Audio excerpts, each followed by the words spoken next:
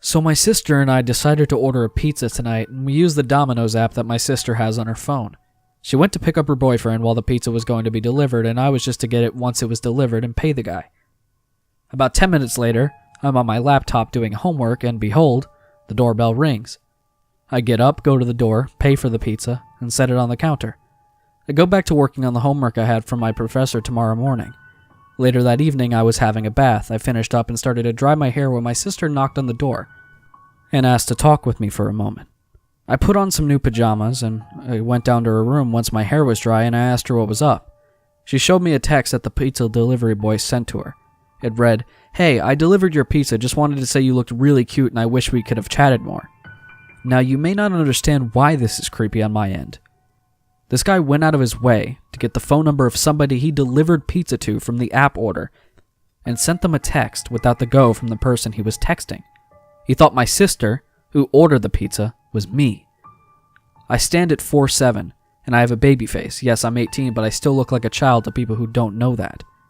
This guy who delivered the pizza was nearly an entire foot taller than me. It looked to be mid to late 20s. I told my sister to put the text message up on Reddit when she had the chance, so soon you'll see the text message to prove this altercation took place. I'll link that to this post once it goes up. But yeah, that was really creepy on my end. I just wanted some pizza, man, not looking for a porno-style hookup. This happened back when I was 17 and living in a small rural village. I had been at a friend's all evening watching films and chilling, and I left to go home around 11 p.m.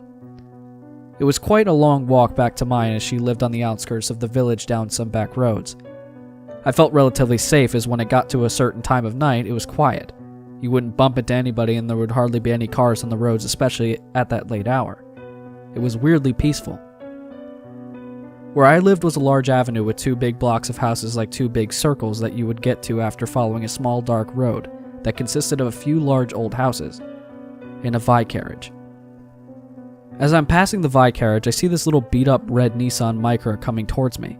The closer it gets, the more it slows down, and the guy's nearly breaking his neck trying to look at me. I mean, there was nothing subtle about it. It nearly came to a full stop as it drew alongside me, and I started to panic. There was not another soul walking about, just me and this strange guy. I was determined not to get myself in a tiz, so I picked up the pace and refused to look at him. As far as I know, he drove off.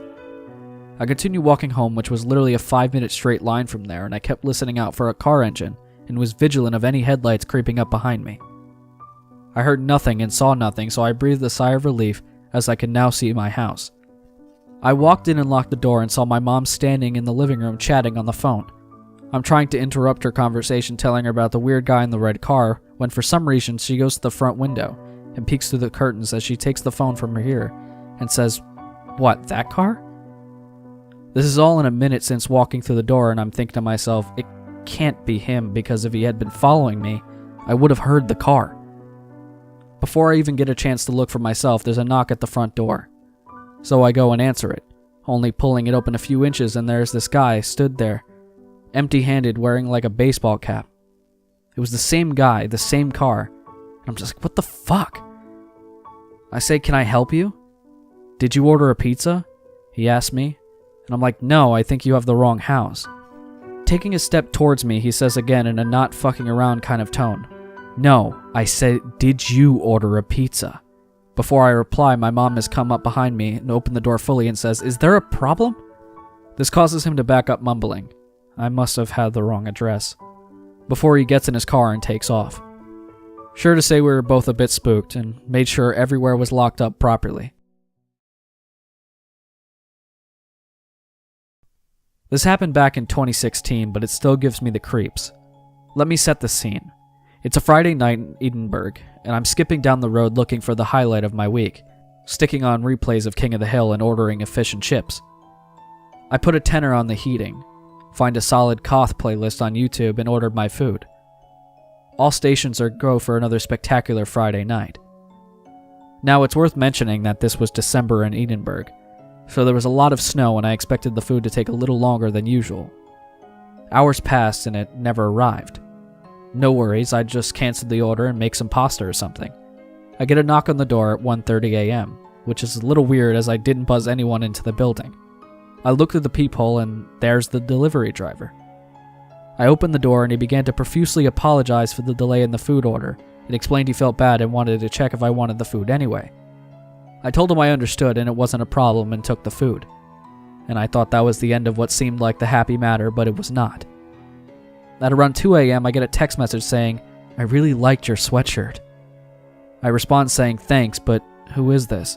He replies, "It's your delivery driver." At this point, I'm pretty annoyed at the nerve of this man, but also spooked as it was clear I lived alone and this man had sauntered straight into my building.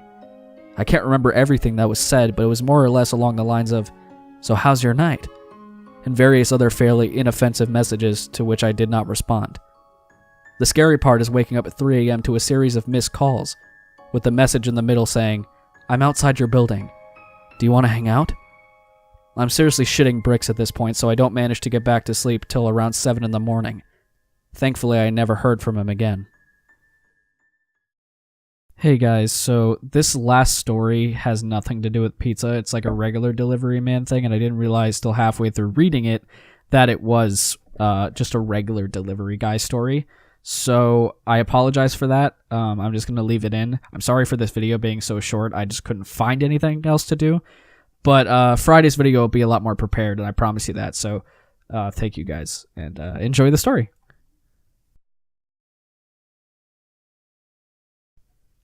This happened about 8 years ago when I was in high school. For contextual purposes, I'm a girl and I was from a totally safe neighborhood. I came home from school one afternoon around 4. My brother was at soccer practice and both my parents were at work, so I expected to be home alone for at least 1.5 to 2 hours. I let the dog out and sat down in the living room to watch some TV, which was around the corner from the front door, which was not even close to in my line of sight. About 10 minutes after I got home, I heard the front door open and close. Immediately weird because I was not expecting anyone home. I went to see who it was. Inside my house, standing with his back to me, was a delivery man. He was facing the front door, standing about 6 inches from it. His nose had to be practically touching the front door. I said, "What are you doing?" He turned around and said, "Oh, is this not a business?" I said no. It was very clearly a house, so I'm freaking out. I asked him to leave and he put the package on the ground and left. I start to call my dad when I hear my dog barking to be let in. I open the door and she comes in absolutely panicked. All her hair is standing up and she's coughing so much, practically choking, like someone grabbed her forcefully by the collar and dragged her. She's not big, barely barks, and super friendly. I'm freaking out. I take my dog and lock us in the basement and call my dad.